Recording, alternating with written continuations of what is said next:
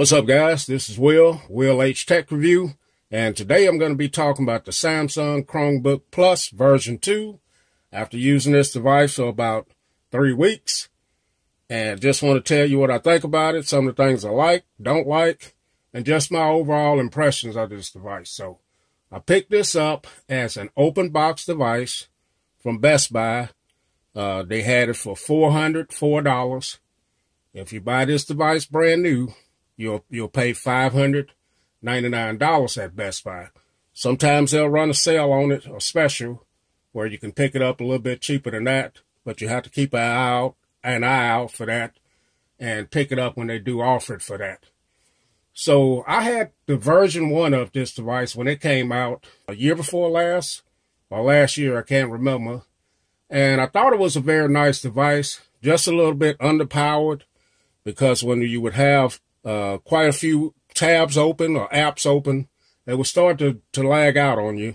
And I think it was mainly because of the processor that it was using was a little bit underpowered. So what I ended up doing was selling that device, and I think I played around with the Acer R11 for a little while. Didn't like that one because of the plastic build. And then I ended up picking up the Google Pixelbook. And I really enjoyed everything about that device. But eventually, I grew tired of that device, and I had the opportunity to sell it. And I wanted something different at that point. And I ended up selling it for about the same price that I picked it up. And that was good. So I ended up selling it. Long story short, I ended up getting this one. And so let's talk about this one a little bit. So this is the 64 gigabyte storage version right here. It has the Intel Core M3 processor, 7Y30. It has a 12.2-inch FHD touchscreen display, and the touchscreen is very responsive. I like using it. I like that it's there. We'll talk a little bit more about the screen in a little bit. It's 1920 by 1200, and it's not too bad, like I said. But it's not the best screen out there. As you can see, it's not as bright. This one has 4 gigabytes of RAM.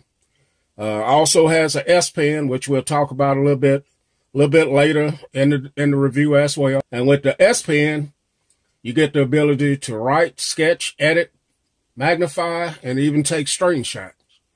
It has 2 cameras. Has a 13 megapixel camera right here, and a 1 megapixel front-facing camera.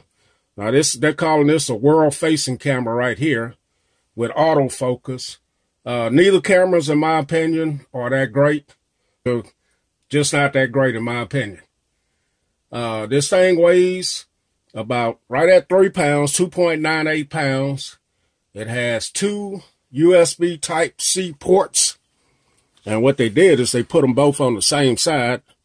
I don't like that too much. It does have a headphone jack, 3.5 millimeter, and it has a micro SD card slot. And then on this side, has a full-size USB, your power button, an indicator light, volume up and down. You do have dual speakers under the bottom, facing down. Trying to get that in the shot. The speakers are average. They don't, they're not the best because they're facing downward, but they're not too bad. So enough about the specs. That's not all the specs on this, but some of the specs. So let's talk about using this every day. What I think about using it every day. So this has a great keyboard, as you can see here. The keyboard is not backlit, but it does have some good travel and feedback on it. And it's a pretty good sized keyboard, as you can see. For my hands right here, it's not too bad. The trackpad is very small, but it has nice clicks to it. And it's very smooth on the top of it. So navigating with the trackpad is not bad. I just wish it was a little bit smaller, bigger than what it is. So now with this device, I can run a great number of apps without lag or slowdown. Now, it's not the fastest compared to the Pixelbook. It's definitely not as fast as that. Pixelbook had better hardware than this one. It had the i5 processor and 8 gigabytes of RAM, where this one doesn't have that power like that. But it's good enough though, man. You can run a bunch of things with this and have no lag or slow down at all with this. Now back to the display. I told you we'd get back to that. This has a 6.9 aspect ratio, which I like compared to the Pixelbook and the version 1 of this. They had the 3.2 inch 3:2 aspect ratio, and I prefer this a whole lot better to me. Now the brightness is cranked up just about all the way on this. It's not that bright, so that's one thing I don't like about the display on this. The version 1 and the Pixel, they had better streams as far as brightness, and on this one they did lower the resolution on it when they came out with it. I mainly use this in laptop mode like it is right now, but occasionally I'll switch it to tablet. And one thing about this device, it's a 2-in-1 as they call it. So you can see you can have it in this orientation here, like this. You can have it in this orientation, like this. Or you can have it in tablet mode, like this.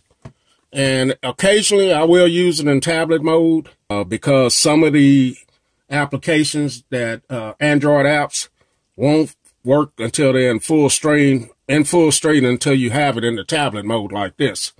So occasionally I'll use that, but the device is kind of heavy when you're using it in tablet mode. I don't like the keys, the feel of the keys on the back of it when it's in tablet mode. And it's thick. It's kind of thick and heavy compared to the Pixelbook. So I'm doing a lot of comparison with the Pixelbook, but the Pixelbook kind of spoiled me in a way. It's a great device, has some great hardware, and very speedy. But this one, out of the box, comes with something that the Pixelbook doesn't have out of the box, and you have to buy it, and it's the S Pen. And like I mentioned earlier with this, about this, the S Pen gives you all of these functions right here, just like you would have with your Note 9. And I do make myself use this quite frequently when I'm using this device, just because it's there and it's a great feature to have on here, and it comes with it out the box. So that's another great thing right there. So if you're going to pick it up, I do recommend that you use the S Pen because it works great with it. Now, so this Chromebook is excellent for media consumption. Netflix, YouTube, Twitter, Instagram, Facebook, all of those work great on this device. You have no problem opening anything at all up on this. Just works well. It's pretty good at gameplay. I don't run any high intensity games, but games like Alto Adventure, NBA Jam, and just a few titles to mention right there. They run great and don't have any crashes. Web pages open up fast on this. You can run multiple web pages and don't have any crashes, and swapping between the web pages is fluid and it just works well. I do like the new look that Google has given their Chromebooks, given Chrome. So you can see I like this dark mode they have here, and it just makes this a whole lot bigger and easier to see. Before, this was all kind of small and cluttered together, but now they have it where it's real nice right there. And then even in your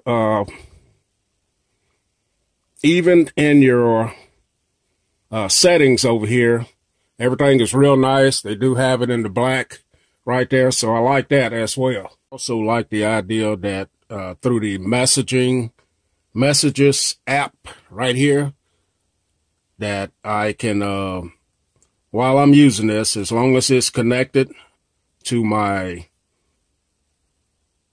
Samsung Galaxy Note 9, I can go ahead and I can text back and forth without having to leave the Chromebook while I'm doing work. So that's a great feature. I guess it'll work with any Android device. I'm not sure, but I know you do have to have the Messages app that you can find in the Play Store, and it works great with that as well. So with this device, they have also implemented Linux on here. So you can, if you're familiar with Linux and you know how to use Linux, then you do have the ability to load Linux on here. I'm not familiar with Linux, but I have put it on here. It's a beta version of it. So after I get into the Linux a little bit more, then I'll do some videos about it and let you guys know how that run on there. So for me, I mainly use this for like Netflix, YouTube, and things of that nature as well. Works great on here. I do a little bit of video editing using an app called Power Director, and it works well on here. So you can be productive with this as far as video editing. Now, I don't do picture editing at all, like Photoshop and things of that nature.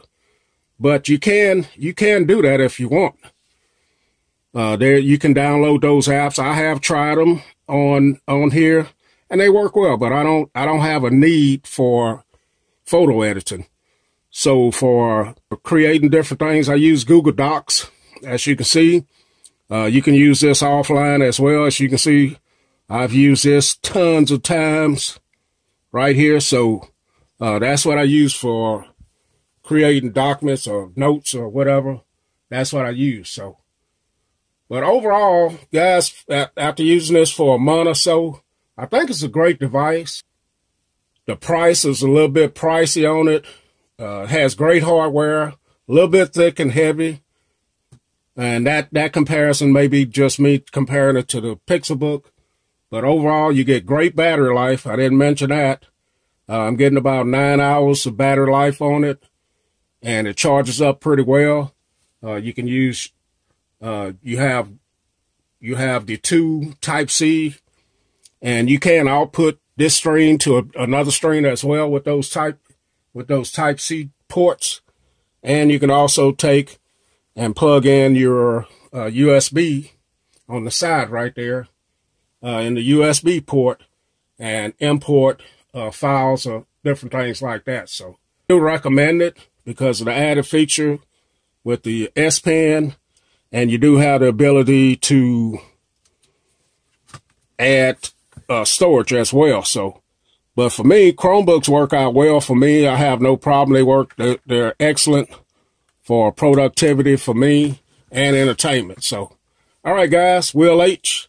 That's just my look at Samsung Chromebook Plus after about 3 weeks to a month. Thank you guys for watching. Catch y'all in the next video. I'm out.